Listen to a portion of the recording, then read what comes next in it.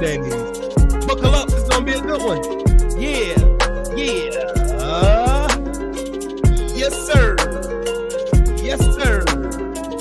Yes, sir.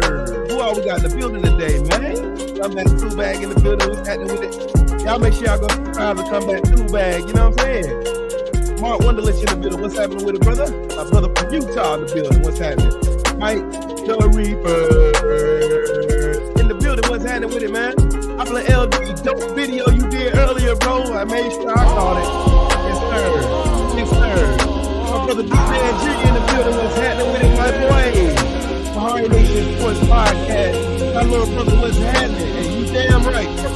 Ass haters. Thomas Morris in the building. My other brother from another mother. Condo in the building. What's happening with it, my boy? What's good with it, man? Fred Christian on the building. What's happening with it, man? Turn up one time for one time. You feel me? And my other brother that's slid in the building. My brother Mr. Shelton in the building.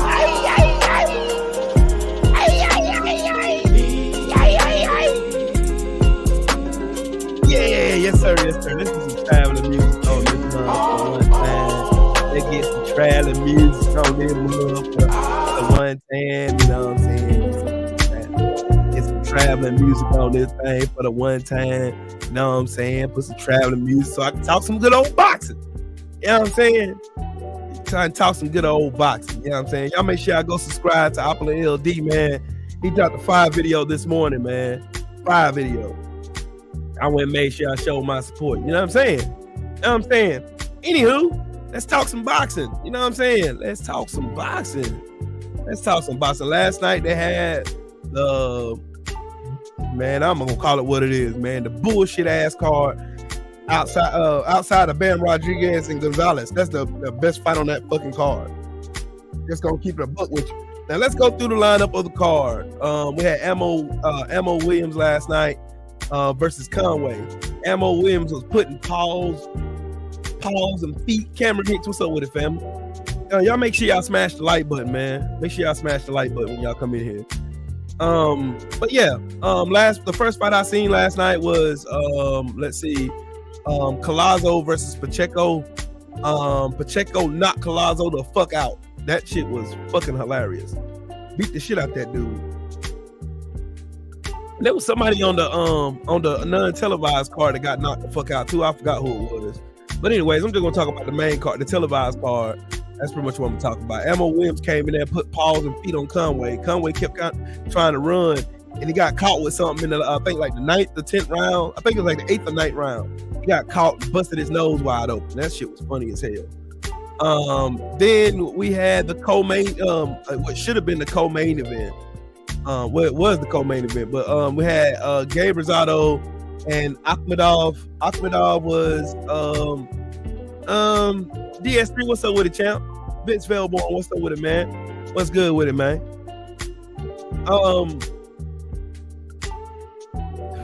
Gabe Rosado versus Ahmadoff.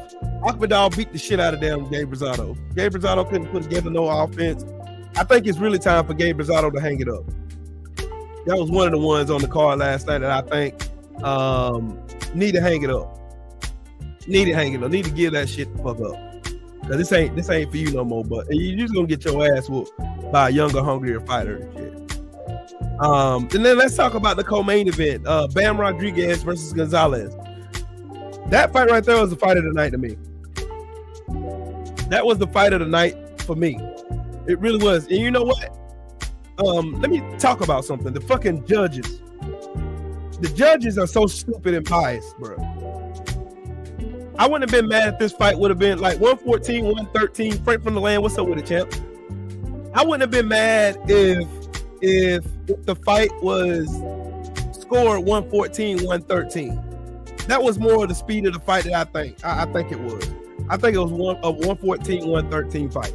That's what I think. Either that or a draw. Either or. I would not have been mad at that. Because you're really taking away from what Gonzalez actually did in that fight.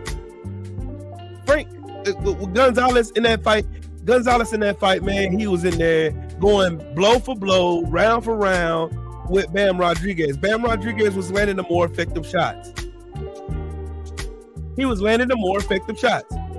Let's just keep it a buck.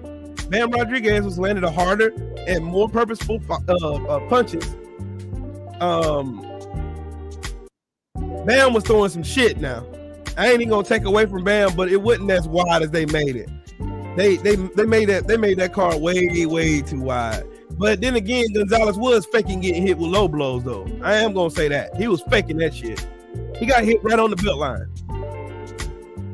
Right on the belt line. And he was complaining about it being a low blow. It was on the belt line. And the commentators for the zone suck dog ass. And what the fuck did Sean Porter have on? Who be dressing Sean Porter? Kenny Tully, what's up with it, man? Yeah, D-Man. He had more aggression. He had more. Who the fuck be dressing Sean Porter? Them Iversons he had on were nice. I like the Iversons. I like that. But that suit, nah, cuz. Nah. Mr. Punch Out Boxing and MMA, salute to you, kid. How you feel today, man? Y'all make sure y'all smash that like button, dog. Woke my brother from another mother in the building. What's happening with it, Brody?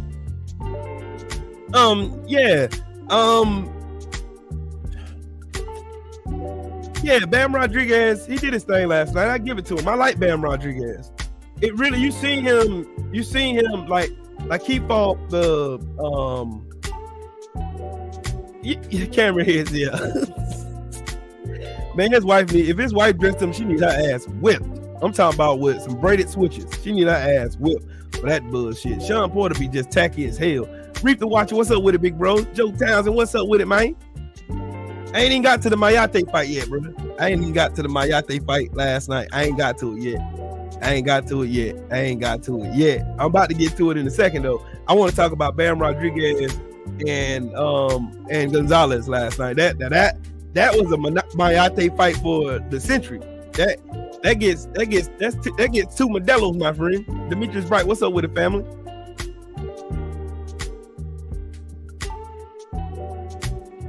Oh, don't worry, watch up and have fun with this shit. DLG, what's up with it, Brody? Let's see. Yeah, Bam Rodriguez and Gonzalez last night. That co-main event, that was the best fight on the card.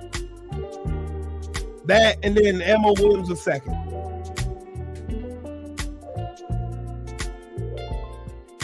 Just dead ass serious. But Bam Rodriguez, he came in. You can see Bam Rodriguez evolve. He fought arguably the hardest puncher at super bantamweight, and Rungvisai, the fight before this one. This man has already defended his belt 3 times already. So he's a proven champion. That's what happens when you fight the best. That's what happens. That's why I fuck with Bam Rodriguez. Yeah, Reef, man, bruh, if you want to go to sleep, watch that main event. But I'm gonna get in that main event in a minute. I gotta get in that. I gotta give Bam Rodriguez his shine though. I gotta give it to him. It wasn't an 118, 109 fight. It wasn't a 117, 110 fight. It wasn't that. So that y'all basically saying that Gonzalez wasn't a live dog in that fight. Because of his awkwardness, it made Bam Rodriguez had to change up his style. He had to change up his style. There was nothing that Bam had no answers at the beginning of that fight for the awkwardness of Gonzalez. Gonzalez was coming forward and was throwing punches. He was throwing a lot of punches that were missing. I tell you that. But it was a high octane fight. I think Bam Rodriguez threw like 1,500 punches in that fight. I know the CompuBox numbers on that fight were through the roof. I know they were through the rafters. I know they were. They were through the rafters. Through the rafters. I knew that. But yeah.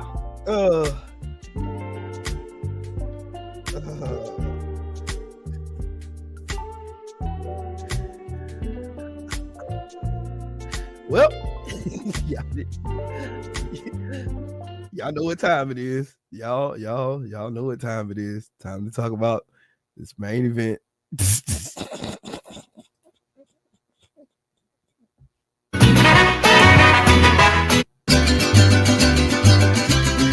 Let's talk about the main event, my friend. With Canelo.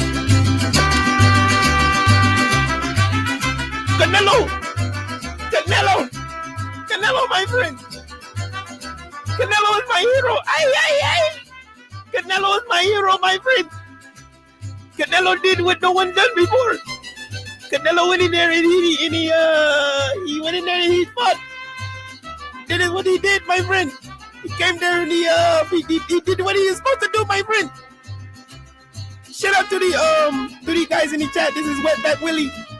I am back again with yet another part of my show called the Mayate Hour, my friend. But Canelo is the champion, my friend. This is what he is, my friend. I'm with y'all. What's up with us, my friend? What's up, amigo? Hi.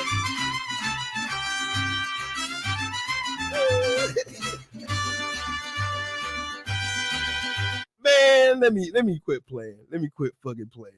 Let me quit playing. Let me quit fucking playing.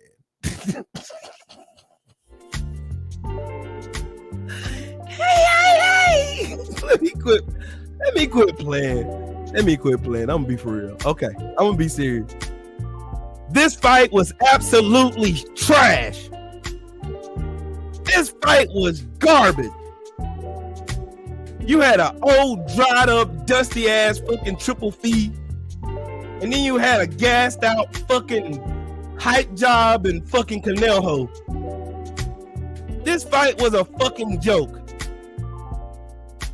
But we can't get Terrence Crawford versus Errol Spence though. But they paid $70 million for this bullshit ass fight. $70 million fucking dollars for this bullshit. Shout out to D-Man in the super chat. Said Modelo, my friend. Canelo, you look like a world champion, my friend. Triple Fee got his ass whooped for 12 whole rounds. He got his whole ass beat. The whole 12 rounds. That wasn't one round Triple Fee won in that fight. He was old. Canelo aged his ass out. 5 years later, he decides he wants to fight to run back the damn rematch. And he looked like an old ass, dried up fucking turtle in that ring. Canelo gassed out by the 5th round. Canelo was barely throwing punches. JR from the 919, what's up with it, family? That fight was fucking trash. True and so, Canelo beat the shit out of damn Triple Fee, and I loved every second of it. Just watching Triple Fee get his ass beat from pillar to post was the highlight of my night last night. But that fight was a fucking snooze fest. Amajala in the super chat, salute to you. Thank you so much. It's greatly appreciated, man. Fucking weird sons of bitches. Weird ass fight. Triple G. Look, there was only one reason why Canelo looked good in that fight. It was only one reason. The only reason Canelo looked like he was a live dog in that fight is because he was fighting an old dried up mutt in Triple Fee. That was the only reason why this fight looked the way it did. Go back to the Beagle fight if you don't believe me. PGX Big Dog, what's up with it, family? Triple Fried got his ass whipped. Bum Lofkin, ain't no guys.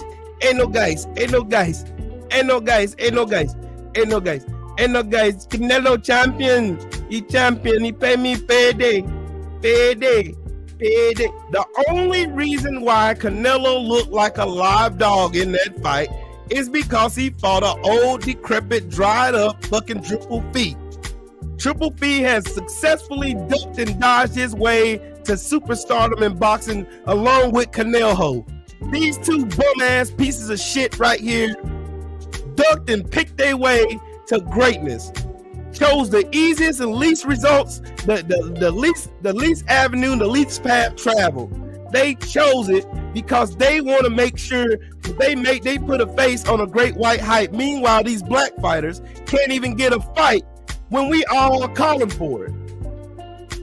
Y'all tell me why Errol Spence and Bud Crawford couldn't been made instantaneously with all the hype and everybody behind them pushing for that fight. Tell me why.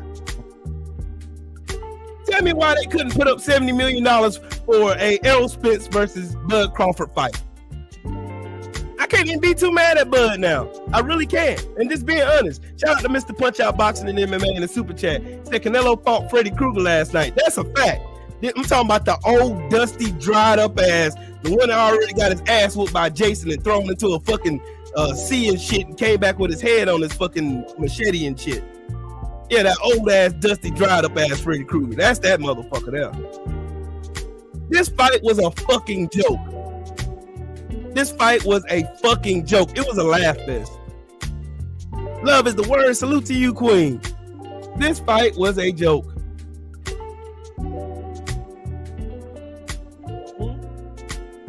I ain't seen that shirt in forever. Oh, thank you. Triple Fee,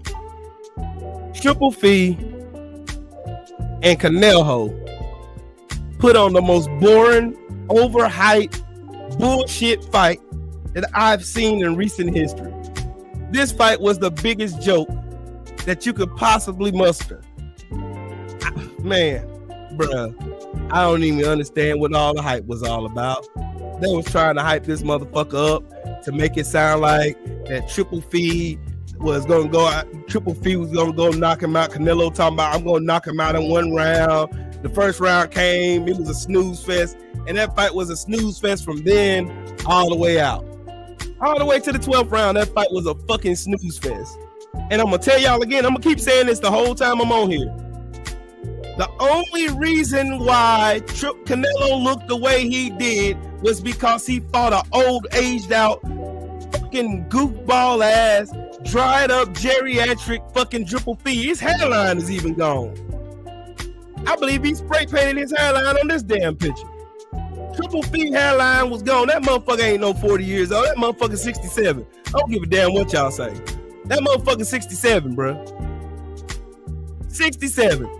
Then you go on Twitter and you see all these weirdos get on there, man, you know, see, man, Triple Fee and Canelo, that's the biggest fight of the year, man. That's fight of the year candidate. This fight was a fucking snooze fest.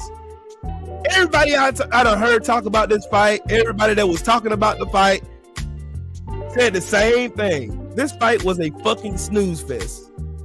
JC, my big brother in the building, what's up with it, bro? This fight was a fucking snooze fest. Hey, this fight was as boring as Weird Combat Sports' channel.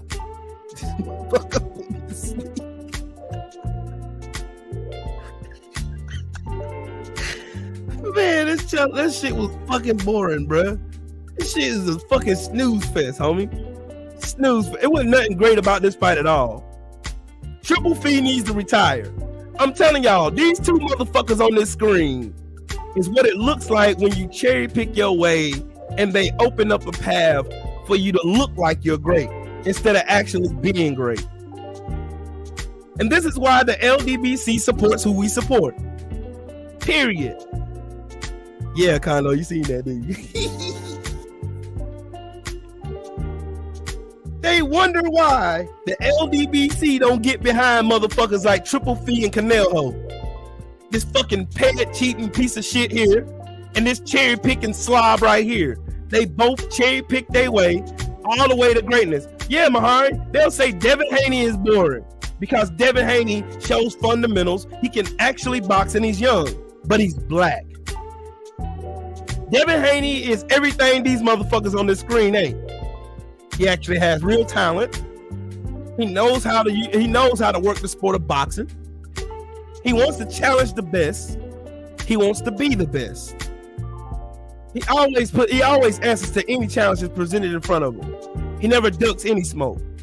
These two motherfuckers are the polar opposite of Devin Haney. Polar opposite. Polar opposite. And if I'm gonna tell y'all this now, if Canelo get his bitch ass in the ring with David Benavidez, with Jamal Charlo, or with Demetrius Andrade, they gonna beat the fucking lining off this motherfucker. It ain't even gonna be close. I used to think it was gonna be close because when I watched Canelo fight Caleb Plant, yeah, but then you gotta think about it. Who is Caleb Plant? Caleb Plant got boxing fundamentals, but he has no power. He didn't have enough power to keep Canelo honest. And Canelo eventually walked forward and beat the shit out of damn Caleb Plant. No shade against Caleb Plant. I love Caleb's plan as a fighter, but he has no power. He don't have any respectable power to keep a fighter like Canelo off of him. And that's what eventually lost him that fight in the 11th round. Triple G has ducked his way from every challenge or anybody who looked like a challenge. Every time as a challenger stepped up to Triple G, he ducked his way out of it. Ain't no guys. Ain't no guys. Ain't no guys. Ain't no guys. Ain't no guys. Main event, Mark, my brother, what's happening, bro? I don't know if I shouted you out, though. Anthony Bolton, salute to you, King. These motherfuckers can duck their way to greatness. But it's funny that fighters like Deontay Wilder, Devin Haney, Errol Spence Jr., Boots Ennis, all of these fighters, these black fighters, always have to do 10,000 times more work in order to just be considered good. And these two pieces of shit right here can be considered great. They're going to be taught. They were on Twitter last night talking as if this fight was a barn burner. Like this fight was something to be to behold. Like that's something to be proud of. Like it's something that was great and wonderful. It was fundamentals, this, that, and the third. Nah, Triple G got the fuck beat out of him for 12 rounds. He was too slow to do anything. Canelo gassed out by the 5th round. He was gassed by the 5th round. His hands was down by his sides pretty much the rest of the fight from the 5th round all the way to the end of it.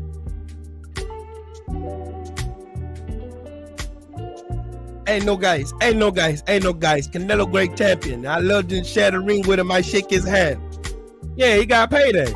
Payday. Payday. He got payday. Payday. And this same motherfucker Canelo can walk his goofy ass in the ring and say, I'm not fighting any Mexican fighters, and everybody don't have a problem with it. Old media don't have a problem with it. They don't have no problem whatsoever. I'm never fighting a Mexican. Imagine if Devin Haney said, I'm not fighting any more black fighters. Imagine if Deontay Wilder said he's not fighting any black fighters. Imagine if Terrence Crawford said he's not fighting any more black fighters. Imagine the fucking backlash that these fighters would get, how they would call them cowards and tell them that they're tarnishing the sport of boxing and all this other shit. Deontay Wilder got cheated on live TV 3 times in a row. Cheated. They won't investigate it, but they'll call this man a liar. But Triple Fee and Canelo can duck their way to greatness. Just duck. Out here just ducking away. Duck, quack, quack. All I heard last night was a bunch of quacking in the ring. Quack, quack, quack, quack, quack, quack. Then a punch from Triple G. Triple G throw that slow ass damn jab.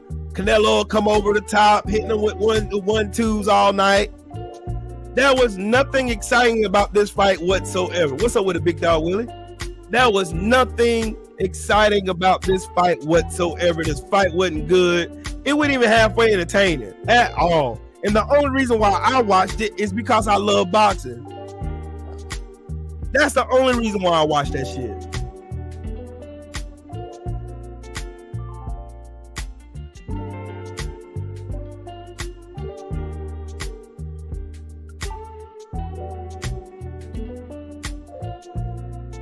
That's the only way I watch that fight. That's the only reason why.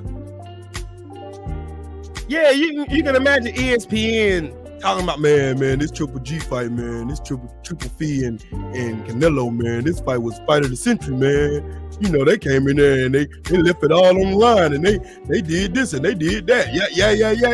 Yeah, man, you know, that fight was off the chain, man. You know, they came in and they beat the fuck Canelo. He just styled and profiled all over Triple Fee, man. You know, Triple Fee, man. Come on, Triple Fee came in and he did it, man. You know, that fight was phenomenal, man. He's the king of the sport.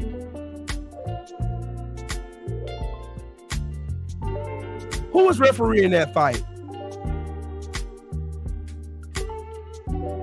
Huh? Who refereed that fight? Russell Mora.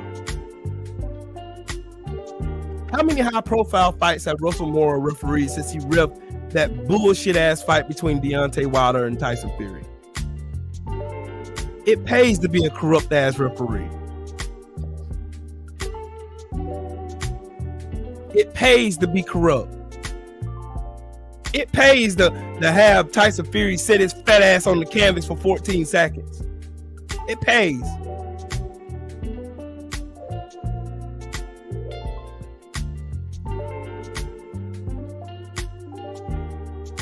Canelo get his ass in the ring with Jamal Charlo or David Benavidez, they will get destroyed. They will get destroyed. Triple Fee, J Wade Citizen, what's up, man? That fight was fucking trash. Watch, Canelo gonna cherry pick his way to another bum ass fight. These motherfuckers in old media are gonna go out here and man, you know, man, come on, bro. Triple G, man, Triple G, man, just Triple Fee, man, come on, man, Triple Fee, man, he fought all world beaters, man, he stepped up to every challenge, he never ducked anybody, man, cause Triple Fee's the man, he's the man, that devastating puncher, man. Fought Murata, looked old in that fight. Fought this man. Fought fucking Canelo. Couldn't even put no combinations together. Nothing but a lazy ass jab all fight. And then like around 9, round 10, around 9.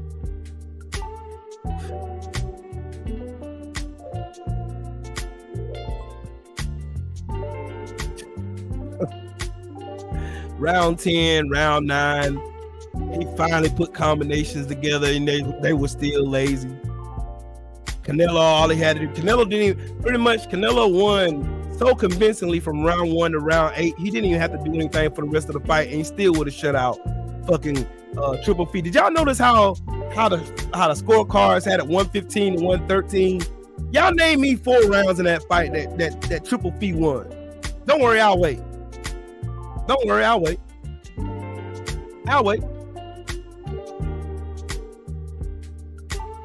Don't worry, I'll wait. I will wait. Oak Park, what's up with it, Brody? Nigga, I got a lot of haters, bro. A lot. That's what happens when you me. You get haters. You get haters. Ooh, I'm good with it, though. Again.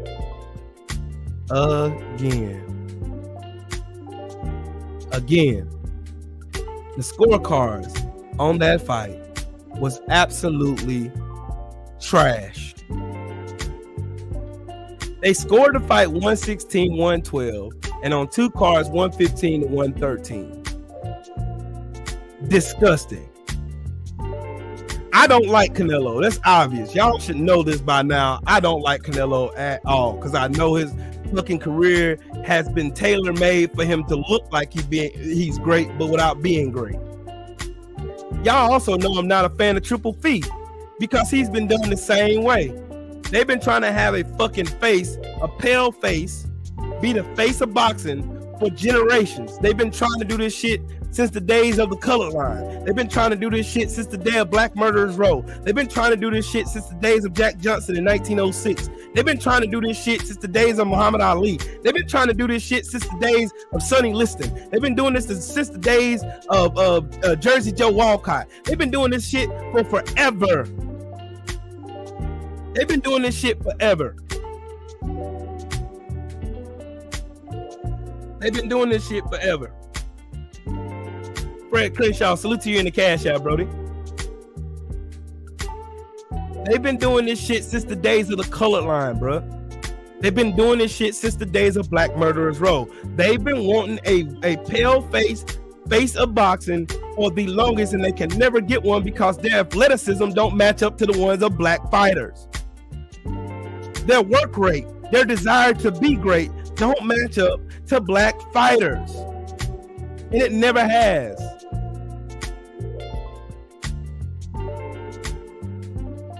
It never has.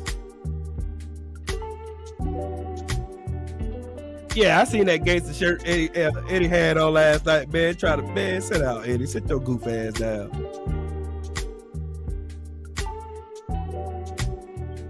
If y'all go on Twitter, y'all will get disgusted. Y'all will get disgusted. The amount of dick riding on fucking Twitter for Triple Fee and Canelo is fucking disgusting. It's disgusting. Disgusting. But they're gonna let it go. They're gonna let it ride. Just like they're doing Tyson Fury right now. They're trying to make Tyson Fury look like he was fearless. He done went and destroyed Deontay Wilder when they called Deontay Wilder a bum. When they said Deontay Wilder didn't have any fighting skills, he couldn't box, and all this other weird ass narratives that they passed on, that they put up. They did this shit for generations. They've been doing this shit for forever. They called Deontay Wilder every kind of bum you can call that man. But as soon as Tyson Fury cheated that man and looked like he won, now Tyson Fury is the greatest boxer on the planet. Just like with Triple Fee, just like with damn Canelo, they doing the same thing. They want a white face as the face of boxing, and they'll do it at any means necessary. If they have to rig the judges, they'll do that. If they have to tamper with water, they'll do that. If they'll allow Tyson Fury to get in the ring with some fucked up gloves, they'll do that. If they'll pay out the Nevada State Athletic Commission, they'll do that. If they'll bring in a fucking mob boss, they'll do that. Boss Red, what's up with it, family? They will bring that shit in. They will let that shit ride. They will not give a fuck. If they want to change out the judge and the ref the day of the fight, they would do that to make sure that their narrative is in concrete. They will do that to make sure that what they want is going to get done. Look at this bullshit ass fight. This fight was not good at all. There was nothing good about this fight at all. Canelo looked subpar. Triple Fee looked worse than that. Triple Fee looked worse. And if you just joined it, I'm going to say it again for everybody in the ear sluts in the back. The only reason Canelo looked halfway decent in this fight was because he fought an old, aged out fucking Triple G. Triple G had all opportunities right there to beat the fuck out of Canelo from round 5 all the way to the end of that fight. Or at least could have stopped him. Y'all would never see Canelo get in the ring against David Benavidez. You would never see a fight between him and Jamal Charlo. If it happens, it will shock the shit out of me. Canelo is not going to fight that man. Hey, man event Mark, you just missed it. I talked about Bam Rodriguez before I started talking about this shit.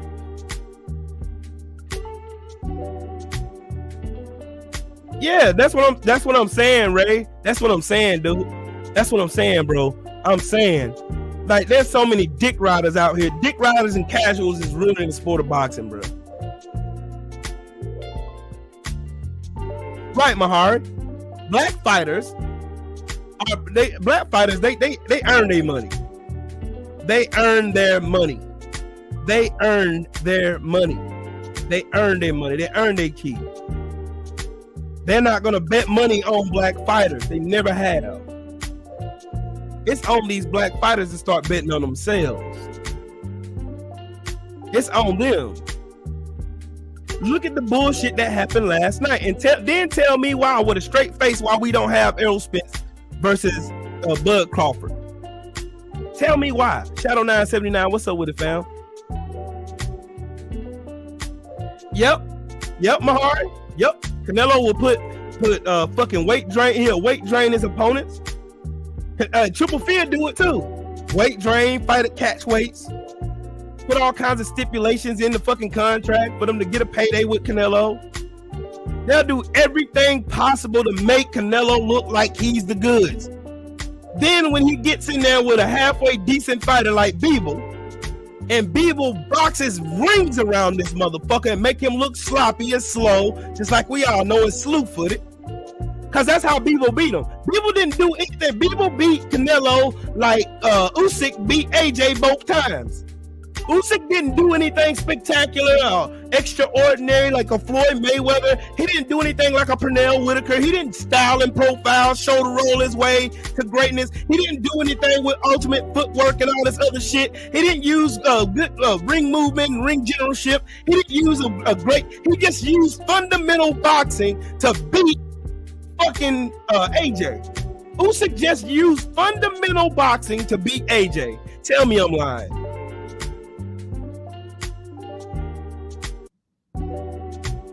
Tell me I'm lying. Usyk beat AJ with fundamental boxing. What do you think Deontay Wilder's going to do to AJ? Why do you think that man ducked $50 million not to fight Deontay Wilder? Because we all know what's going to happen. He going to get caught with some shit. And he's going to sleep in the first 3 rounds. He is going to sleep. He's going to sleep. I'm talking. Snoring. Good night. Good night. And y'all want to know another problem? It's too many niggas, not black folks. Too many niggas always looking to pick fight with black people instead of looking at all this shit that I just told y'all about how they want a white face fighter, no matter what his nationality, no matter what his ethnic background, no matter what, they want a white face fighter to be the face of boxing, and they'll do anything to get that. But we got too many niggas that get jealous because they can't put out content worth a fuck, and they'll sit over here and hate on you. Meanwhile, the state of boxing puts on fights like this shit last night.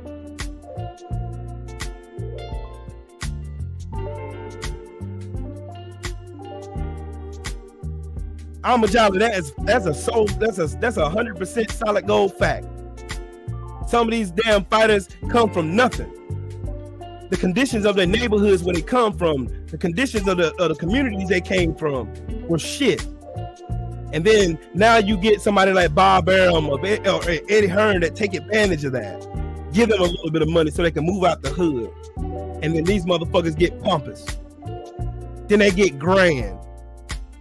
Then they get arrogant. And then they start telling their base, which is the black fight fans, fuck y'all.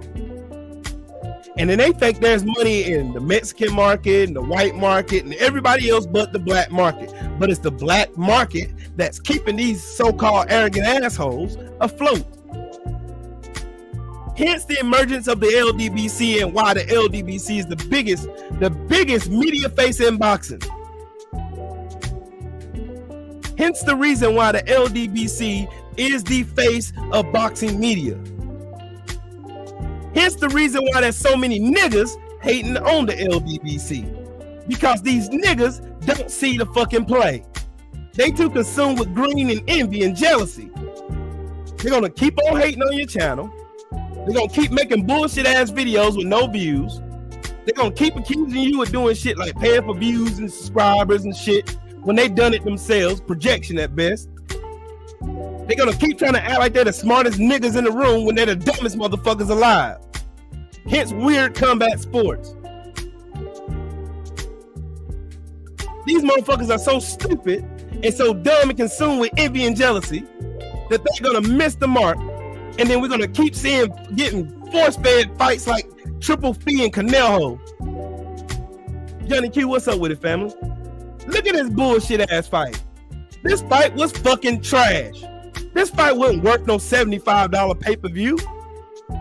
This fight wasn't worth no fucking pay-per-view. This fight went in the gross shit. 600,000-700,000 viewers on regular TV. Ain't nobody paying for this shit. I ain't paying for this shit. Think all that now. I ain't paying for that bullshit. Best believe I'm paying for Deontay Wilder next month. You best believe you can bet your ass on that shit. I'm paying for Deontay Wilder. Paying for that. Again, these niggas. It's all look. I'm gonna tell y'all some facts again. If you weren't here Friday, I'm gonna tell y'all again. The biggest haters of the LDBC ain't racist white people. Of course, we get a handful of racist ass white people that come in here saying nigga this and nigga that, whatever. You get some racist motherfuckers like the BMX boys that come in here. You won't see much of them no more. You'll get a handful of them. But again, the biggest haters and detractors of the LDBC are niggas. Black Alpha, salute to you, man. The biggest detractors to black people doing something positive, making something positive, are ain't shit, raggedy ass, run of the mill, hating ass, envious ass niggas. They'll sit on their channels with no views. Nobody gives a fuck about them talking boxing, but they'll come over here and say your channel ain't shit. But they can't even get 30 people in a live. Meanwhile, me with 1,000 subscribers, I do 10 times better than them. On every video. I'm better than you in every way possible. I don't have to prove shit to nobody. The numbers speak for themselves. Just like the LDBC. The LDBC is big because we believe in it. It's more people that believe in the LDBC than these fucking hating ass niggas. And these hating ass niggas sit on their platforms every day trying to thrive and suck the lifeblood out of the LDBC. Making hating videos talking about 78, BFTV, me. They channels ain't shit. Shade Girl, what up with it though? And what happened to Auburn though? Woo, shit.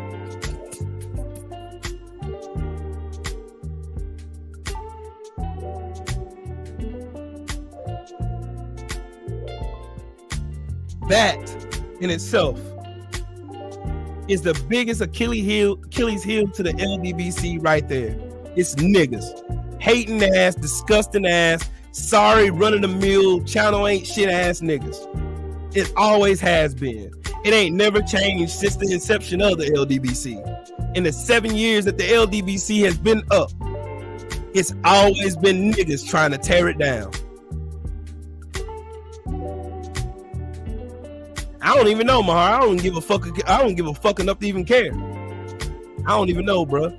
I'm just telling y'all what it is. This is what it is, bro. This is what it is. And this is facts.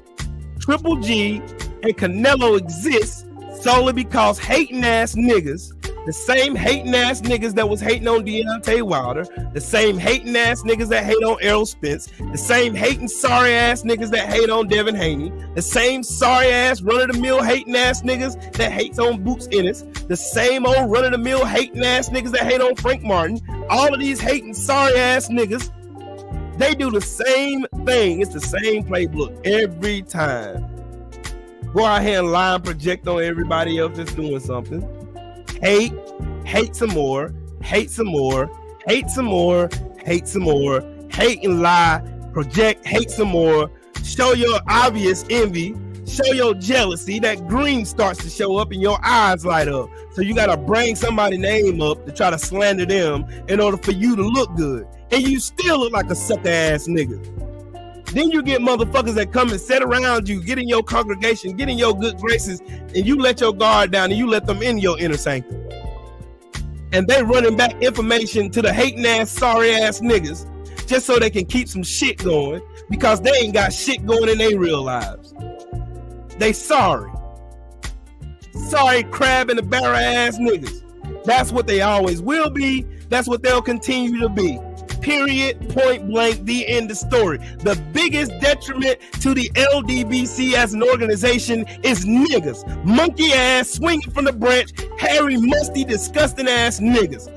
Always have been and always will be. And I'm sorry, I gotta be the bearer of bad news. It will continue to be that because they ain't ever gonna be shit. They can't put out content like Stormy B Man. They can't put out content like 78. They can't put out content like Stay Ready. They can't put out content like 503. They can't put out content like The Usual Suspects. They can't put out content like me. They can't put out content like Drew Titan. They can't put out content like Reap the Watcher. They can't put out content like BFTB. They can't do shit we can do. All they do is sit around miserable. They get a bunch of same ain't shit, same ass crab ass mentality ass ain't shit niggas in real life around them, and they all sit around hating on you and they congratulate themselves on being haters. That's what niggas do. Niggas always have done it. Niggas always will continue to do that. But it's people like the LDBC is still gonna grow beyond that. You know why? Because we've been destined for greatness. We got the ancestors with us. Fuck that lousy ass picture. They get that shit off my damn screen. Triple Fee and Canelo put on the bullshit fight of the year. That fight was utter garbage. But then you have hold ups and hang ups with money with Errol Spence and Bud Crawford. And they want to look us square in the face and say, man, you know, we ain't got the money. We ain't got the money, man. We ain't got the money to put behind Bud Crawford and Errol Spence. We ain't got no money to put behind. Knowing that Errol Spence has time in and time and again shown that he's a commodity, shown that he's a hot commodity, shown that he is capable of selling out arenas and beating Canelo in record sales. He's done it. Look at him. These hating ass niggas will get on, man, you know, man. Man, you know, man. Man, the LDBC, man, they ain't nothing but them niggas can't even think for themselves. The LDBC's a monolith, man. They all over there, man, getting scammed by 78, man. Once you go and get some of your super chat money back from 78, man. Once you go do that, man, you begging. You begging for money, man. You out here begging. You can't even pay your bills. You poor, man. You a bum ass nigga. You got the bum boxing community, man. You got the bum boxing community. Meanwhile, you got 9,000 subscribers and your channel ain't shit. I got 1,000 subscribers. Who paid for what again? I got 1,000 subscribers and I can do 1,000 view video like that. You gotta use my name. You gotta lie on my name. You gotta constantly do videos bringing me up in order for you to get views on your channel. Because niggas love mess. Like little bitches. Like little pillow talking ass bitches. They're gonna run as soon as somebody goes, man, I'm gonna expose Trill Will, man. Trill Will, man, be begging for money, man. Trill Will, man, be begging for money, man. Trill Will. But what they won't tell you is, man, Trill Will done donated money to people who needed it. Trill Will done bigged up channels and announced causes that was going on with other people. Trill Will donates money to everybody's channel. He supports everybody.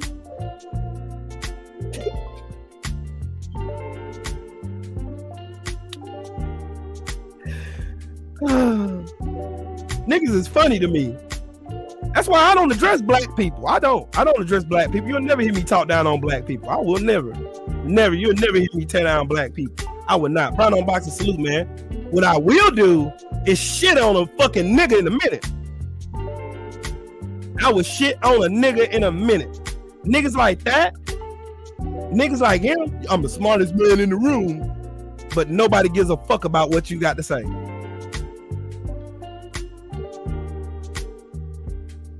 Shut up, weirdo.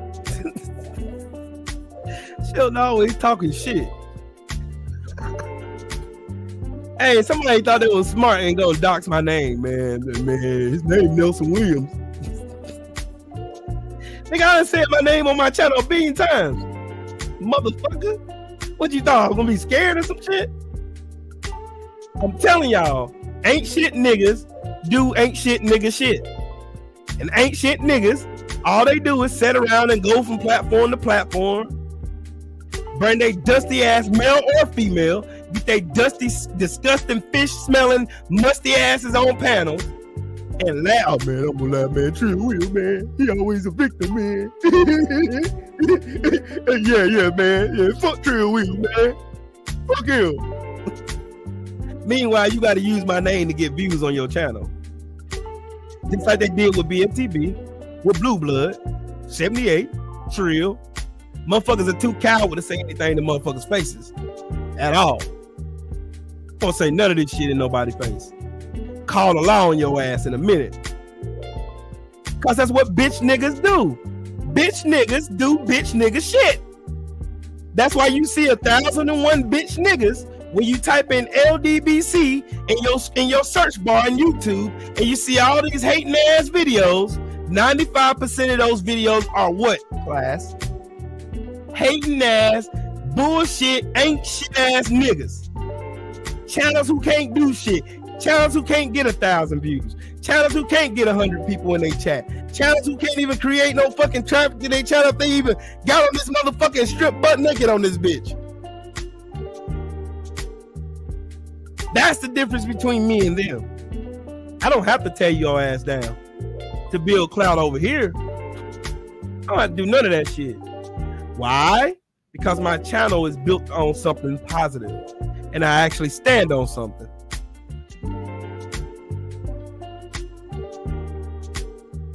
Motherfuckers gotta go and chase.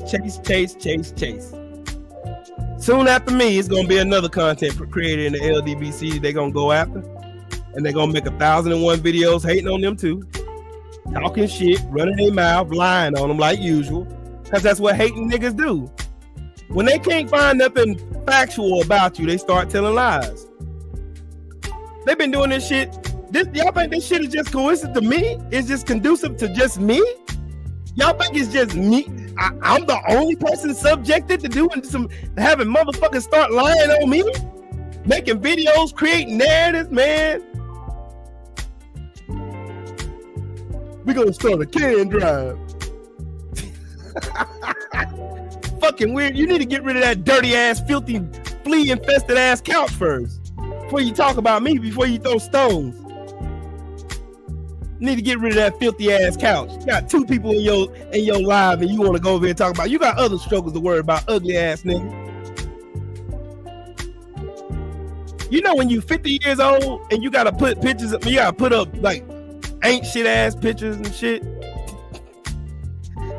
just thinking you funny, and ain't nobody on your channel but a bunch of hating ass niggas like you that can't get no views on their channel. Nobody give a fuck about what you gotta say. You don't mean shit to the black community. You just a motherfucking waste of skin, a waste of space. You the reason. You'd be the exact fucking slave that'll run back and tell Massa everything. Oh, Massa's them niggas in the LDBC, man. They over there talking about making sure they support one another and taking care of each other, man. And they over there cash apping and super chatting, man. See them niggas over there, man. They over there scamming each other, man. They some scammers.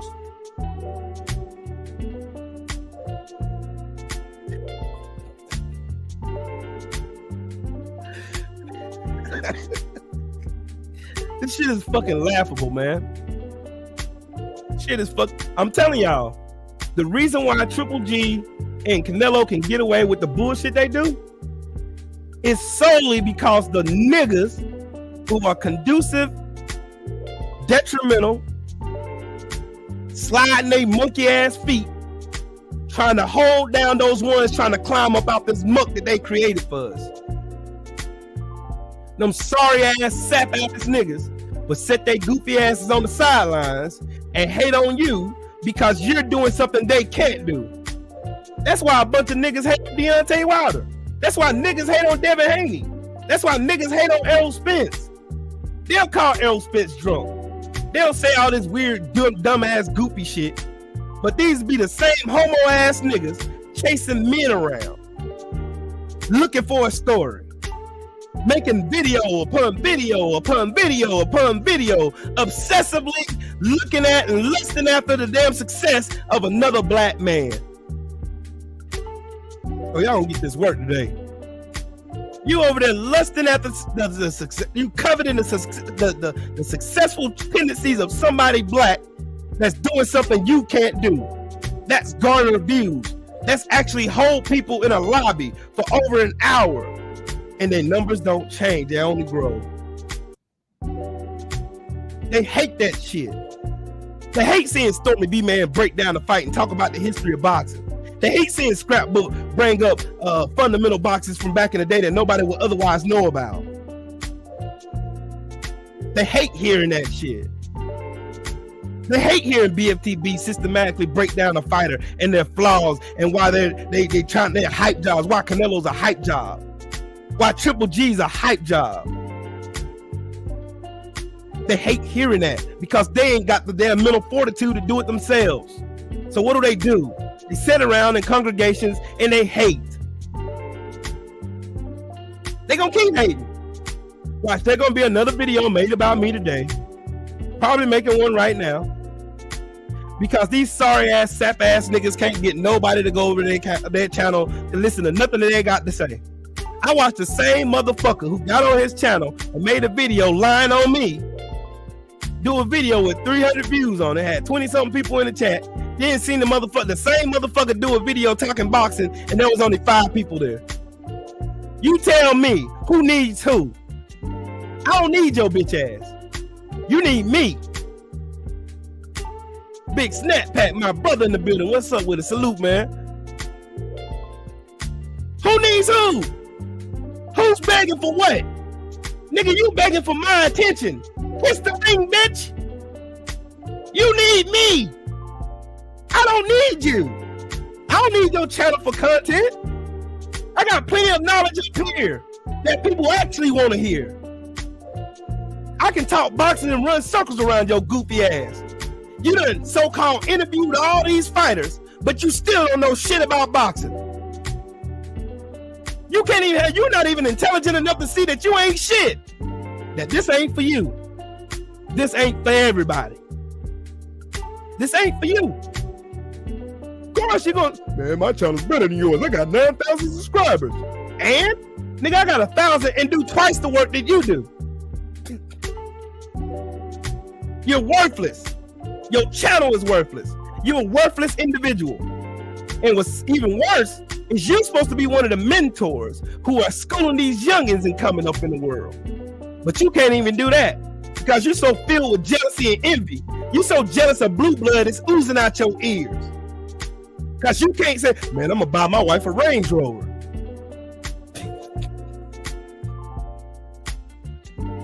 Blue blood got your ass so hurt.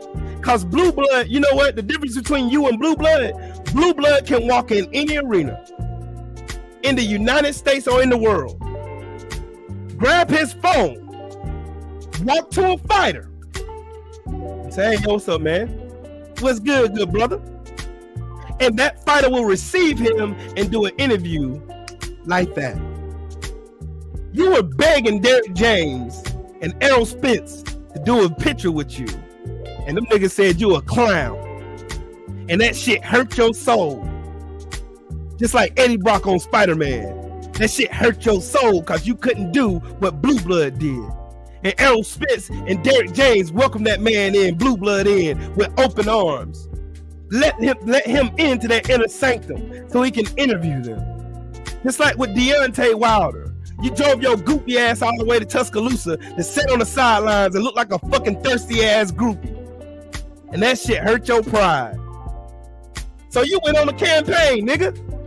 You got your goofy ass, sorry sellout, buck dancing ass on this internet. And you started picking channels. So you went on to BFTB and tried to do what these sorry sap ass niggas tried to do to him 2 years ago.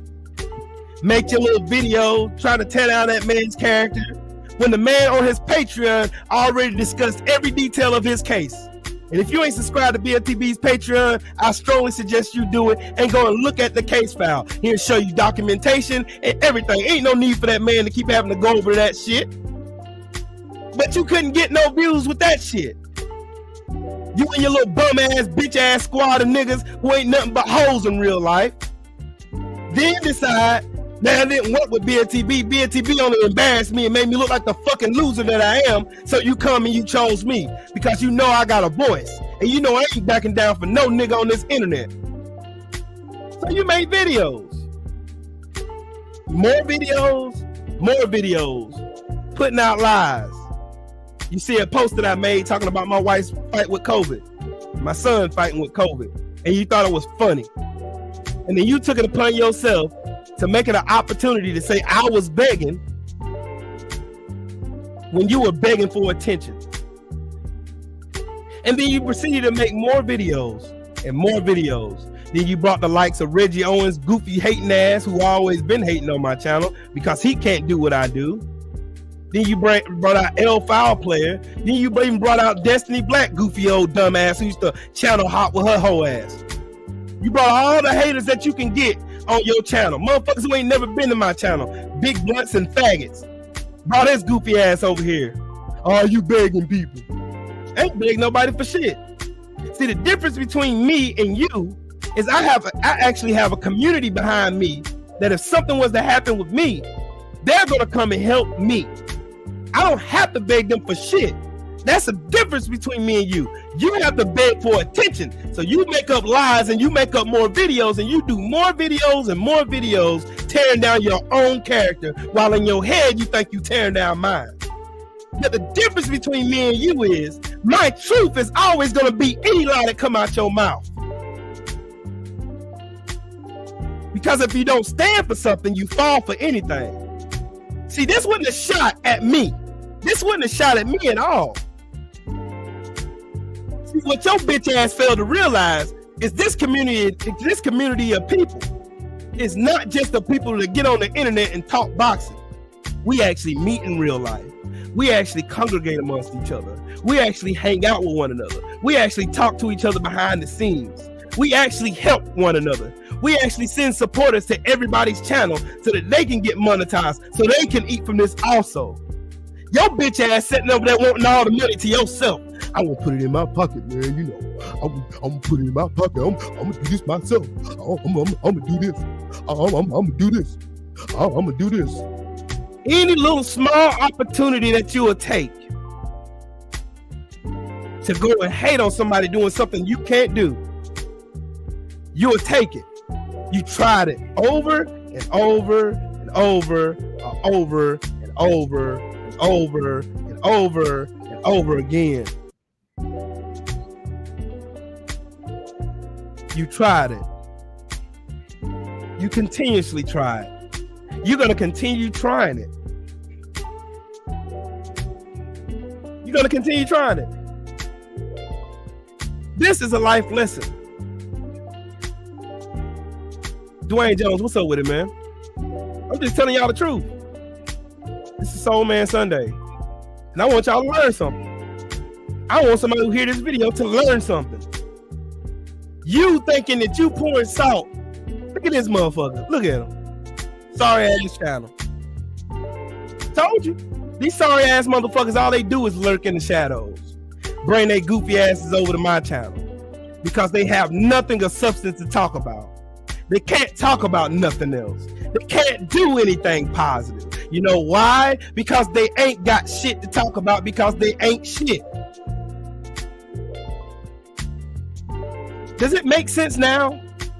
Does it? They're gonna keep coming back over here.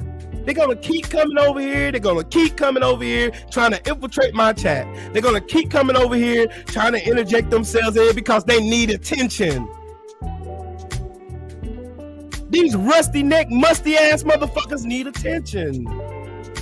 They need it desperately. If I ain't shit, then why the fuck every time I go live, you over here? This ain't the first time he been over here. He was over here Friday.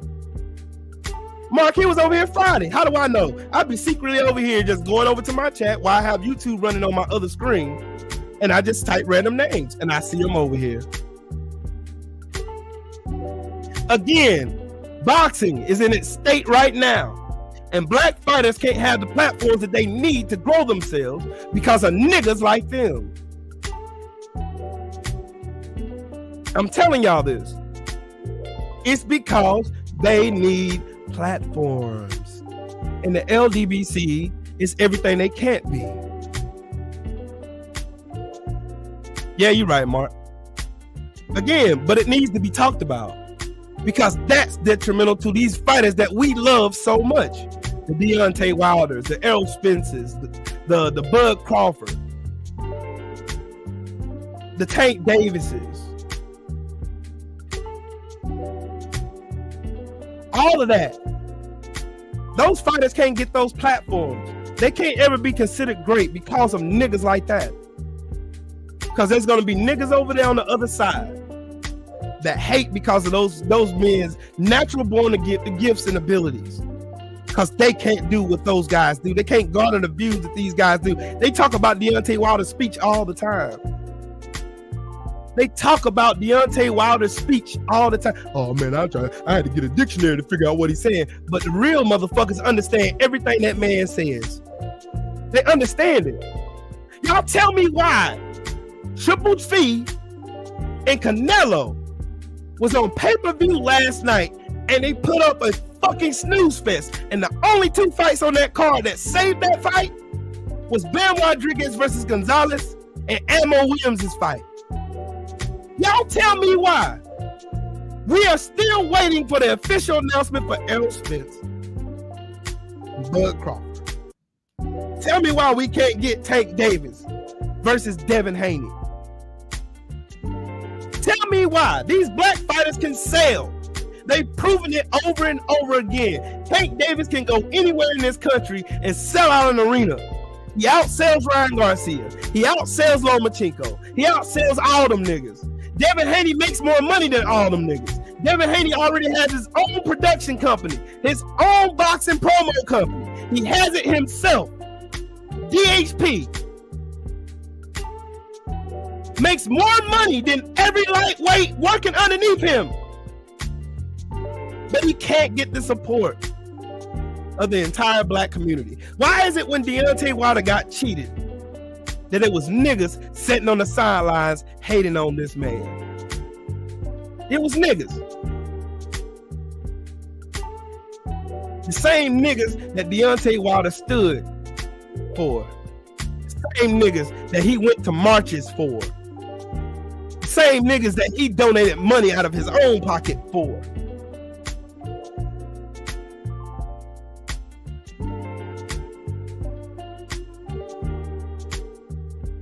Just like 78. Niggas will have their hands stuck out for that man's help. Whether it be monetarily, whether it be for advice, whether it be for anything. They'll have their hands open for that man. As soon as they get an opportunity to, they will try to screw that man over 9 ways from Sunday. Then it's fuck 78. But you weren't saying that when you was needing that man's help. It's always niggas. It's always niggas. Dark Truth, what's up with it, man? It's always niggas. Always. It's always niggas.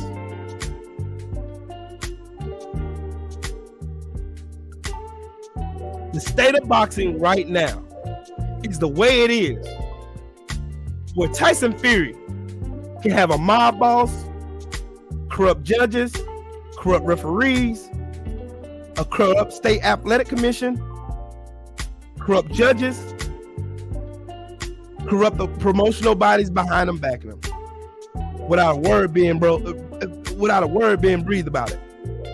They'll sweep it under the rug. Tyson Fury beat Deontay Wilder fair and square, but they won't investigate none of the claims that Deontay Wilder had. They won't. They haven't. Have they investigated anything Deontay Wilder said? Have they disputed anything Deontay Wilder has said? Have they? No, they haven't. They dismissed it with lowbrow conversations. They dismissed it with dismissive language. Whole media won't even fucking talk about it. But they'll continue to herald Tyson Fury as some great champion. They'll continue to walk this man around and have Tyson Fury out here and all these weird motherfuckers talking about, man, Tyson Fury, man, he's the greatest fighter ever lived. Big Texas, what's up with it, family? They'll waltz his ass out. Triple G and fucking Canelo has systematically ducked their way to greatness. We all know it. Every last one of y'all in this chat, y'all know it. They ducked their way, but then you have niggas sitting over there, man, you know, Canelo, man, he's the greatest fighter ever lived, man.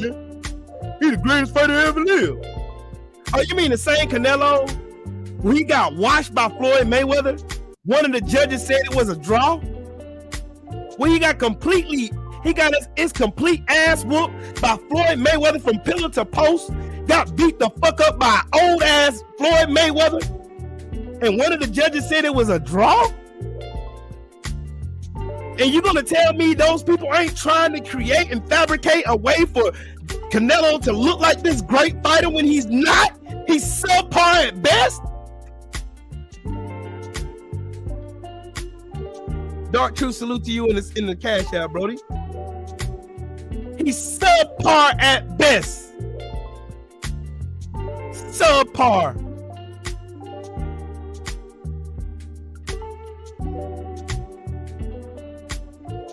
The man had an open investigation with the BBBOC in the UK. That's the reason why he ain't even got a boxing license in the UK. For boar meat. But Tyson Fury couldn't have never cheated Deontay Wilder. He couldn't have. But they would herald this man as great. They would herald that man as great. But then you got this right here that they can't explain.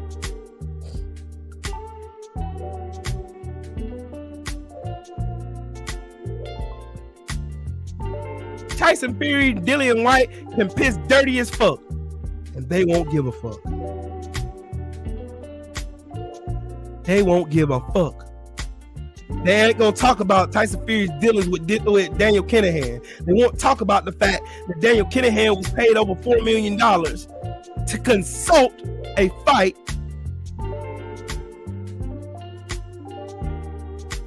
between a so-called bum.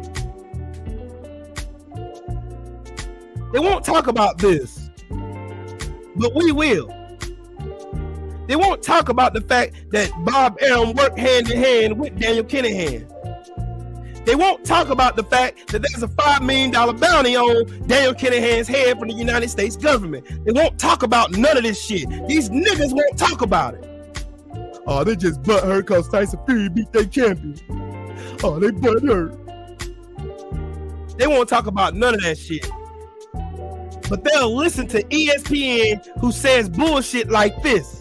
They said the four-belt era started in 1988, when that's a fucking lie. It didn't start until 2004. And it started with Bernard Hopkins, then Jermaine Taylor, then Terrence Crawford, then Alexander Usyk, then Josh Taylor, then Canelo Alvarez, and then lastly, Devin Haney. George Kambosos nor Teofimo Lopez were not undisputed.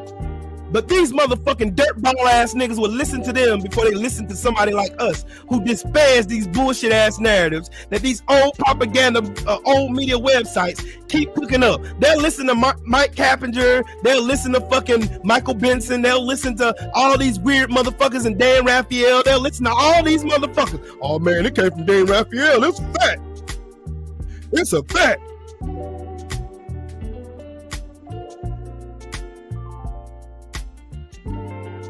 Right, Chris Chandler. We ain't never gonna win on the narrative side because these motherfuckers are gonna continue as long as they can pump it out these token ass niggas, these dirty ass, musty ass, jealous ass niggas. As long as they continue, they can use them.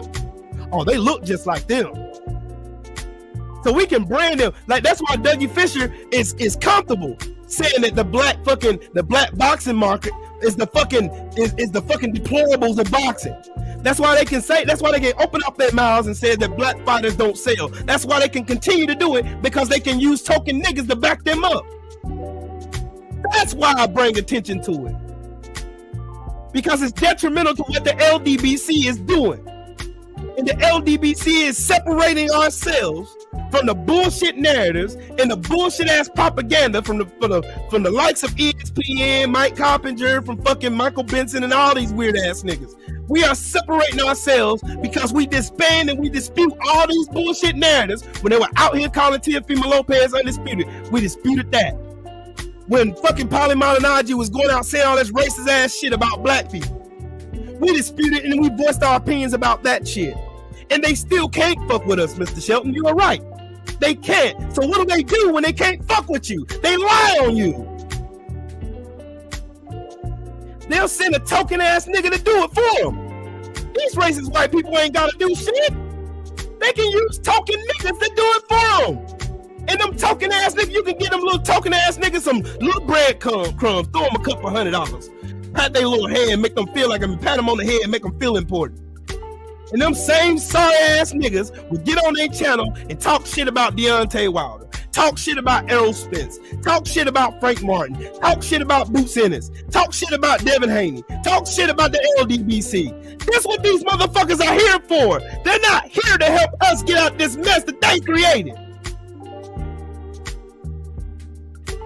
Why do you think they have the Queensberry rules to begin with? Why do you think they have the Ali Act? Because black people have been getting the fuck put to them for years, generations. Cheating don't happen in boxing, but Louis Resto happened. Margarito happened. Tyson Fury happened over and over again. Then they can go around and spin the narrative. They can go out here and spin the narrative and say, man, Tyson Fury fought with mental health. He's a champion for mental health. He's this great guy. This the same Tyson Fury that said he was going to donate his first purse to the fucking homeless. That's the same one who said that when he fought Deontay Wilder, and Deontay Wilder gave him his platform. Deontay Wilder made Tyson Fury. When Deontay Wilder gave his platform over and made Tyson Fury's fat ass relevant again, which I think, in my opinion, I think he should have never done that. But I blame AJ faggot ass for that shit. AJ, if it weren't for AJ being a fucking duck, if it weren't for AJ being a coward and letting Eddie Hearn and his colonizer ass dictate the turns of him fighting Deontay Wilder, when all these weirdos were out here saying that Deontay Wilder's gonna get starched by fucking AJ and all this other weird ass shit, and then you had AJ on IFL TV talking about, if you give me 50 million, I'll fight him tomorrow. And then Deontay Wilder did that. Then this nigga ducked and came with all kind of excuses. Then come to find out it was Eddie Hearn pulling his strings behind the scenes. Tyson Fury wouldn't have been relevant if AJ believed in his blackness. But many niggas are like AJ. They ain't never gonna be shit in life.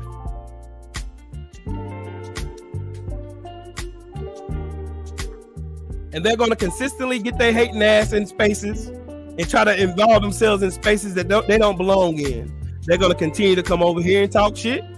They're gonna continue making their videos hating on all of us. Every last one of y'all who create content. Every one of y'all.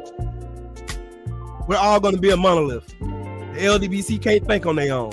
According to these weirdos, we're a cult, we're a gang, or some other weird dumbass shit. When the LDBC helps everybody. But we always seemingly get put in situations where people always try to put the fuck to the LDBC. I wonder who that reminds me of. It reminds me of Black Wall Street. See, nobody would ever talk about all the good that the LDBC has been doing, disputing all these bullshit narratives that's been created about the LDBC, doing all of this good work, man, promoting all these black fighters that you would never hear about. Right, Akondo, you got motherfuckers even copying our fucking schematic.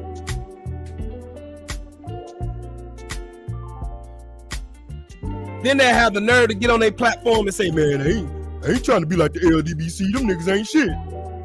But being every LDBC chat, y'all tell me something. Does this sound stupid to me? Am I dumb?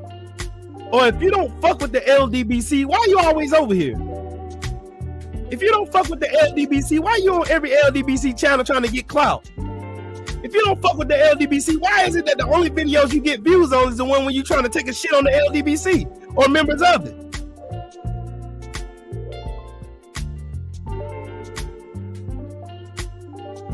You can't talk about shit of substance.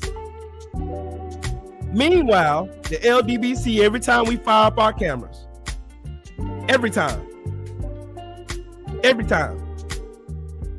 fire up our cameras, you already know what's coming after that. It's gonna be some dope shit, but it's gonna be some hating ass niggas sitting off in the shadows, screen recording your videos, running back telling information to the ops, being dirty ass musty niggas.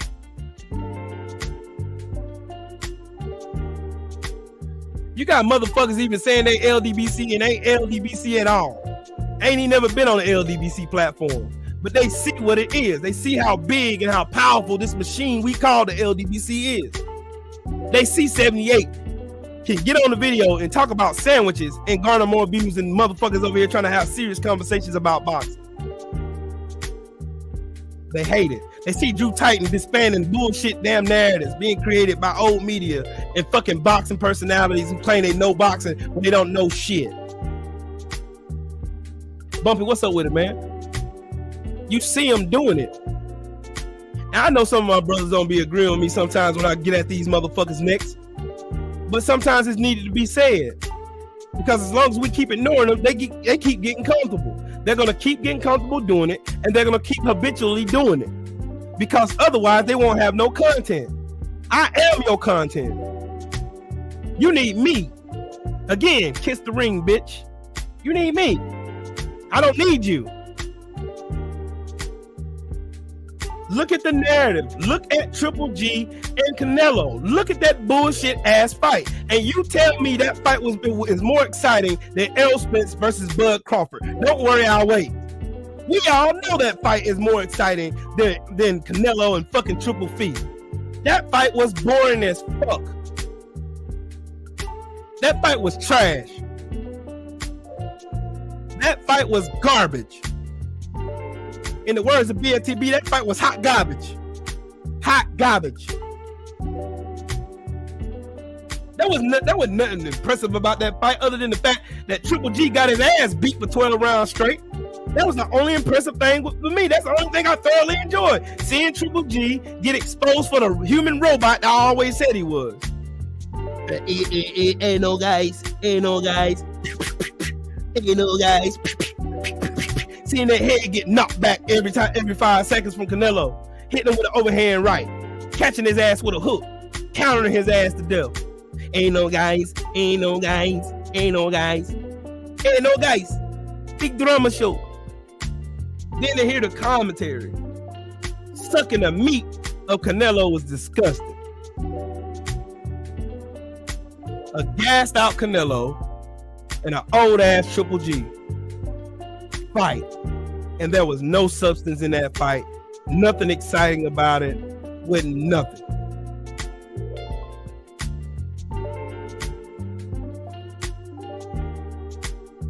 That's a fact. That's a fact. And you know, YouTube ain't shit either. YouTube be putting these motherfuckers videos in my shit. As soon as I log into YouTube, you'll see a hating ass video with my name on it.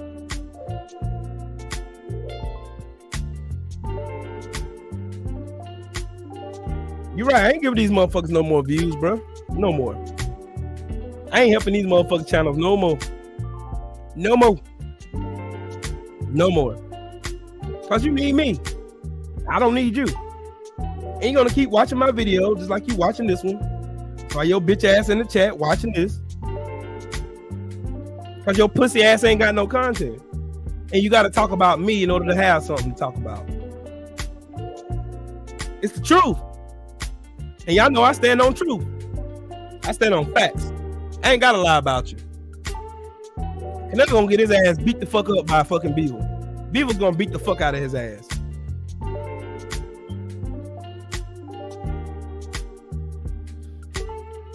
Beaver ain't gonna have no problems beating up Canelo again.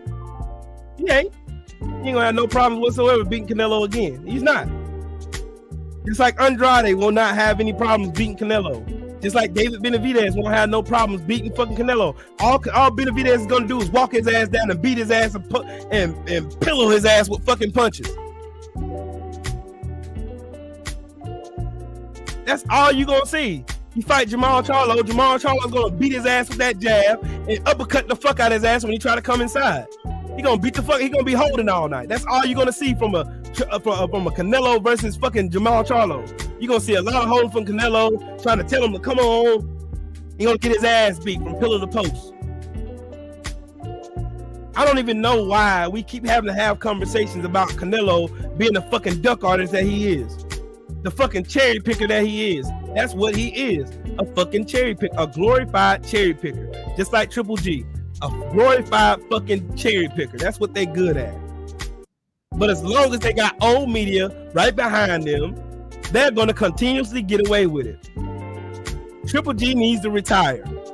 That man is old and dried up. Dried up.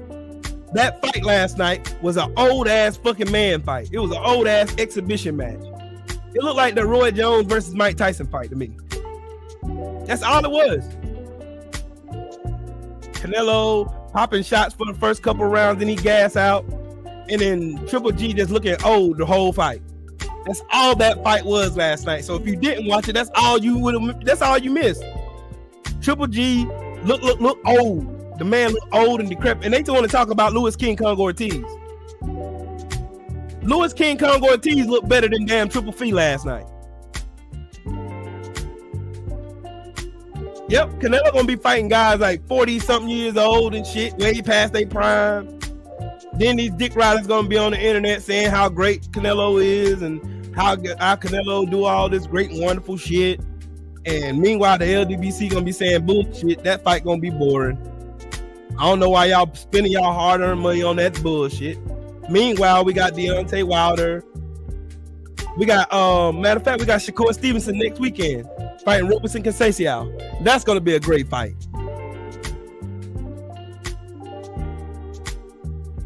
That's gonna be a great fight. But yet here we are again. These goof troop ass niggas are gonna be sitting over here celebrating Canelo as if Canelo did something spontaneous and wonderful in that fight. And again, I'm gonna tell y'all this again before I get off here. The only reason why Canelo looked as good as he did in that fight was because he fought an aged out old ass Triple G. That's all that was. That was a reason why he waited 5 years for the rematch. That was a reason. Meanwhile, you got two live dogs that's about to fight, and I ain't hear no mention of them at all from old media. Shakur Stevenson and Roberson Conceição. That's gonna be a fucking great ass fight, and I can't wait to see it. That's gonna be a fight. Yes, indeed. That is gonna be a fight worth talking about. That's going to be a good ass fight. Even though I got Shakur Stevenson boxing rings around Roberson Conceição, that's going to be a good ass fight. Nope, Bacondo, that's what I said last night. I said it while the general was live. Y'all notice that Canelo couldn't do none of that shit he did against Triple Fee last night against Beaver. Beaver was boxing circles around him, and Beaver even though he looked as good as he did, all he used was fundamentals, just like Usyk. Just like Usyk. Alexander Usyk did the same thing that Beaver did to beat Canelo. Used fundamentals. Established his jab, stayed on the outside, made Canelo have to walk in to come in, and when he came in, he invited his ass in the door with a bunch of jabs and crosses and hooks, changing up his punches. Canelo didn't have no answers for that man at all. He did not. What's up, K-Rod? Hey, what's up? How's everything? Hey, it's good. What you think about that bullshit ass fight last night, man? Man, I want to say fuck Canelo Alvarez, fuck all you racist ass Mexican piece of shit fans, F y'all. But either way, I'm not gonna lie. Like I thought Triple G could have won that fight because he was outboxing technically, but he was old. Yeah, I know. The only reason, look, like I'm gonna give you an example. In the 7th round, Canelo was obviously gassed the fuck out. He was gassed out after the 5th round. Yeah, he gassed. was super I'm gassed. talking about completely gassed the fuck out. I was laughing my ass off. Completely gassed the fuck out, right? So there was an opportunity where Triple G caught him with a damn counter. He caught him with a nice counter, flipped his head back and everything, hit him. But Triple G was so old that he couldn't even go forward. He couldn't even go forward to even pursue or even try to capitalize on the shot that he created. Couldn't even do it. Yeah, it felt like the movie Grudge, the movie called Grudge Match. Yep. It felt like just two old men just having like a grand dusty ass old men in there just fighting for their lives, bro. That's all that was last night. It wasn't nothing spectacular, wasn't nothing special about that fight. That fight was a bunch of two old men, one gassed out ass dude, one gassed out nigga, and then one old ass dude. That's all it was. And again, I'm gonna keep saying this shit and keep saying this shit and keep saying this shit and still keep saying this shit. The only reason Canelo looked as good as he did in that fight was because he fought a 40-year-old old ass, dried up, aged out fucking Triple Fee. That's the only reason why he looked good in that fight. Period. Yeah. The end of story. Canelo was gassed out. Canelo ain't got no gas tank, man. Just like you seen it in the damn Caleb Plant fight. The only thing that saved him in that Caleb Plant fight is that Caleb Plant don't have no power. And he didn't have enough power to keep Canelo off of him. And all Canelo did was walk him down and did that. He didn't use no special foot movement. He just walked him down and hit him. Tell me something spectacular in that fight that Canelo did that was so special that he stopped fucking Caleb Plant. Didn't do anything. Exactly. Caleb Plant had all the tools to beat him. He just didn't stay switched on defense. Exactly. And he didn't have enough power to keep Canelo honest. He didn't. Yeah. Because if Canelo would have did that against, if he would have fought Andrade or Charlo or Benavidez, going to sleep. Yeah, and I don't see how Canelo even beats any of them in their prime, because Canelo wasn't able to do that to anybody bigger than him or smaller than him. Because, remind you, he's a natural welterweight. He's not a middleweight fighter. He's a very small, fighter fighting at bigger weights. So, just picturing that frame, I don't see him doing that to Charlo, Benavidez, Andrade, in their absolute primes, because the way he looks like right now compared to what he used to look like back at 160, he would get dog walked. My point exactly. Yeah. My point exactly. He's not gonna fight Charlo. He's not gonna fight Benavidez, and he's damn sure not gonna fight Andrade. He's not gonna fight neither one of them. Not. They're gonna still be those arguments that still gonna come up talking about how Andrade ain't exciting, how Benavidez ain't fought nobody, how Charlo's ducking Canelo. They're gonna say all this other weird, goofy ass shit, but the facts are still gonna be the facts. If Canelo get his whole ass in the ring, he gonna get knocked the fuck out. And it ain't gonna be fun. It ain't gonna be fun. The only thing that impressed me with that fight last night, honestly, K-Rod, was the fact that Triple Fee got a chin. And that's it. Yeah, Triple G. Outside of that fight was a complete wash. Yeah. I just hated the fact that everybody really thought that this was like one of the best fights to watch. And I'm like, dude, but like literally from the very first fight on the card leading up to the co-main event, nobody was there. Nobody filled up those seats. Nobody, like, seriously, that venue looked just as small as the venue that I went to out in New York City at the Madison Square Garden at the Hulu Theater. That's basically what it looked like. It looked like 3,000 to 4,000 people showed up to that fight. It didn't look like that 40,000 people showed up. Like, dude, like, Canelo doesn't fucking sell, man. He does not fucking sell. It's hype. Just like remember when Errol Spence outsold Canelo? And you see how fast old media buried that story? They said, oh, Errol buried that shit. No, like you got all these dumbass British people saying he sold tickets for the Ugas fight for $20 to $30, and once you Google search it, it's like those ticket prices were like $50 to almost like almost like $100, if not way more. So the floor seats was like 5,000. Yeah, so that means Errol Spence is way bigger than Canelo. He's been there. But again, the narrative gets turned like Canelo is I'm telling you, they're doing anything possible to try to make it look like black fighters don't sell. Yeah, that's not true. They even convinced some dumbass niggas. And I ain't talking about black folks. I'm talking about the niggas. I'm talking about the crab in the barrel ass motherfuckers who make hating ass videos talking about Errol Spence and Wilder and all these guys, talking about them. And then they are concrete the narrative that black fighters don't sell.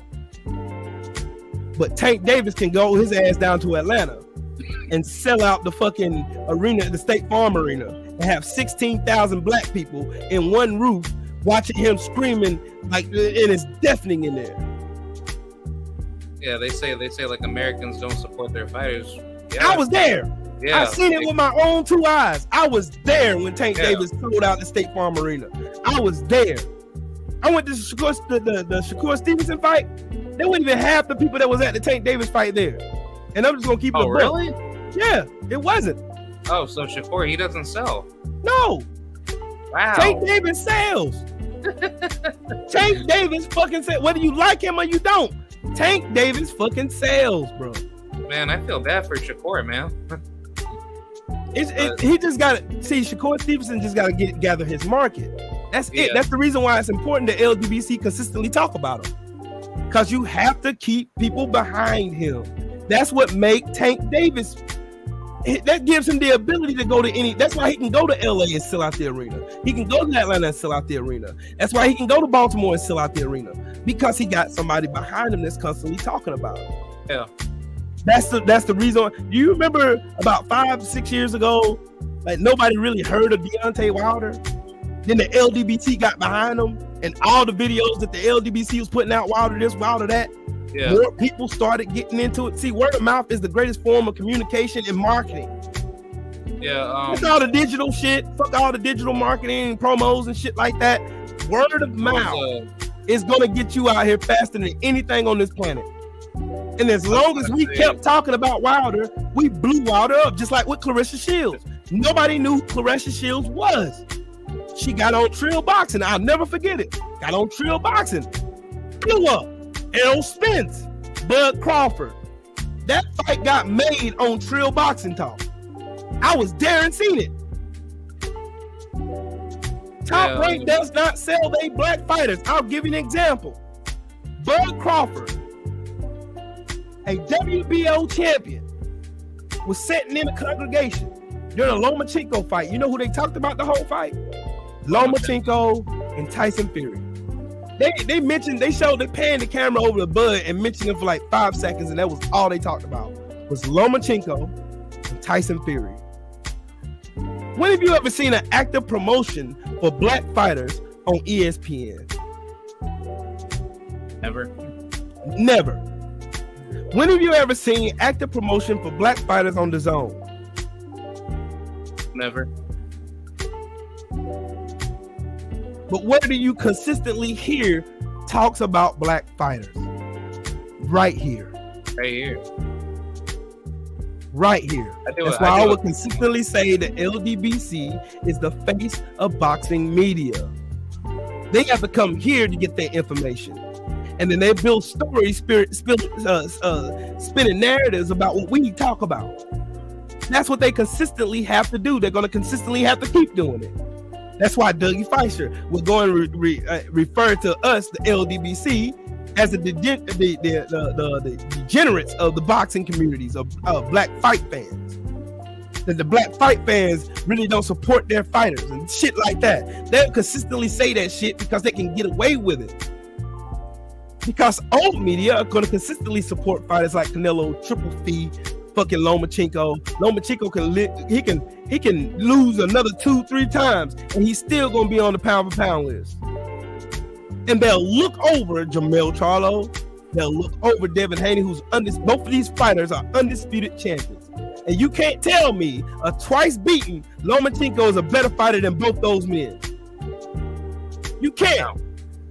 Queen 71, what's up, big sis? You can't tell me that Loma Steakhouse is a better fighter than a Jermell Charlo or a Devin Haney. Or I go one further. You can't tell me a Loma Steakhouse is a better fighter than Cool Boy Steph, who's a unified champion. You can't tell me that. Oh. Now I gotta get off here in a minute. I gotta go play in a minute.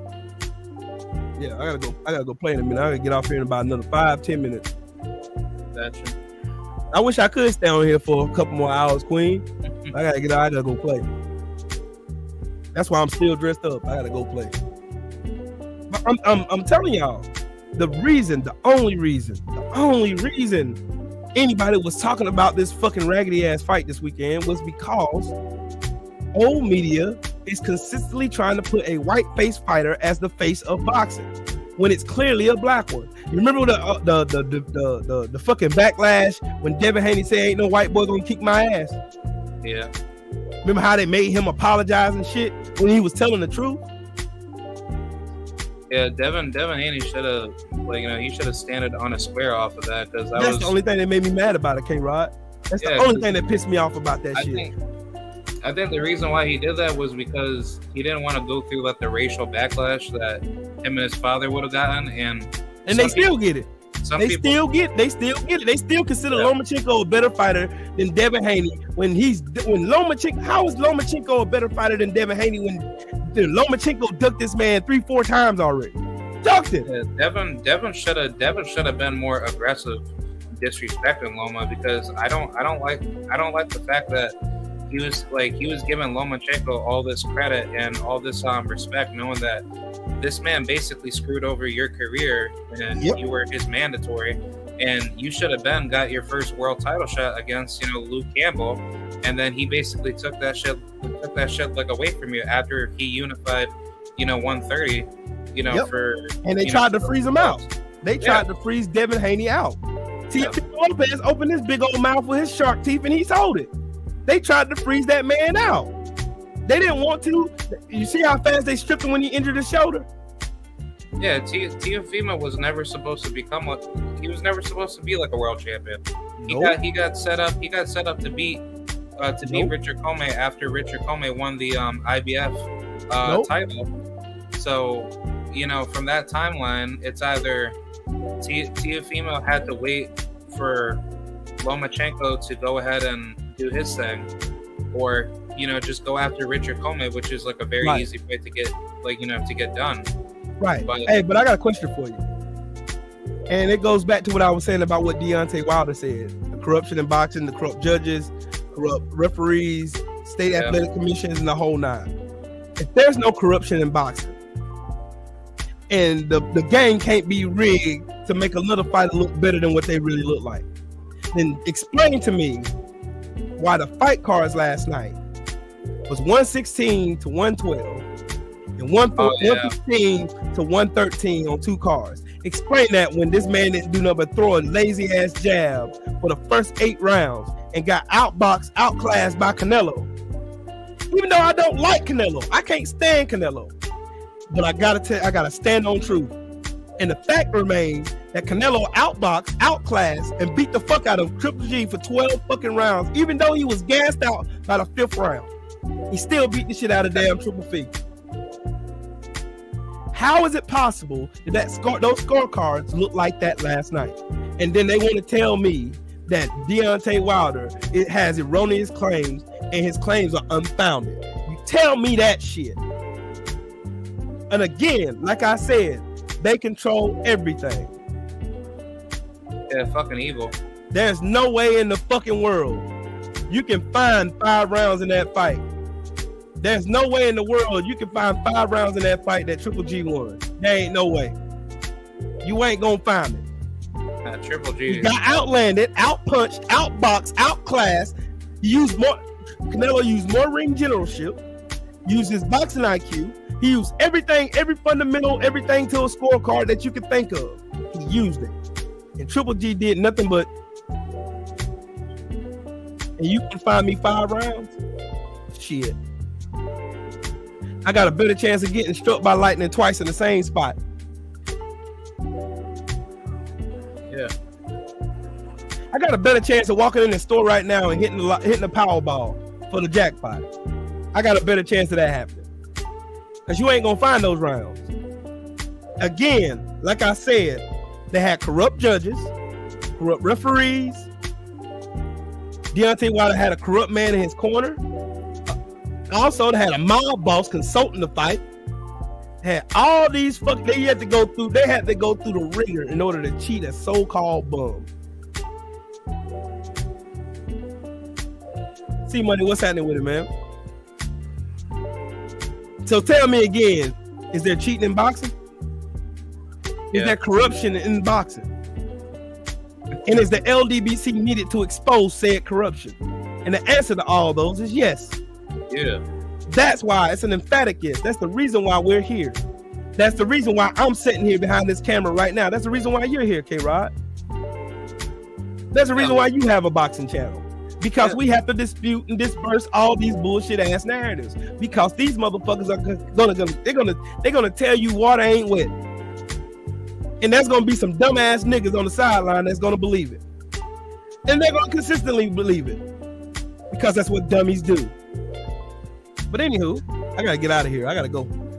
You got anything else, K-Rod? Yeah, like I just want to say fuck Canelo Alvarez, man. He's a piece of shit. Yeah, fuck Canelo. And Triple G. He got his ass dog walked by Canelo last night. He sure the fuck did. Terrible. Wasn't even close. It was a shutout. I scored it 120 to 109. That was my score. Got destroyed. Sorry. Got his ass beat from pillar to post by Canelo Alvarez. But anyways, gotta change my damn song up. Okay. Where is it at? There it is. Boom. There it is. Shout out to the almighty LDBC. Shout out to everybody in the chat. Shout out to everybody who super chatted the channel. Everybody who donated to the cash out. Salute to every last one of you guys. Salute to my brother K-Rod sharing the panel with me today. Salute to all y'all for hanging out, chilling. We talked some good old boxing today. And y'all already know my slogan. It ain't Trill, it ain't me. I'm the LDBC. Number 59, get with it or get left behind. We up out of here. We see y'all next week. And y'all make sure y'all tune in to the General. Come on in a little while. And also Drew Titan. And also the fight party with Black Fight Fans. Because I'm pretty sure they're going to talk about this boring ass fight. I know they're going to talk about Triple Fee and damn Canelo. I know they are. Make sure y'all there and y'all tune in, man. All right? It's LDBC or nothing, man. LDBC or fucking nothing. Yeah. Period. Fuck the haters. All right? Y'all have a good one, man. Be smooth, man. I'm up out of here.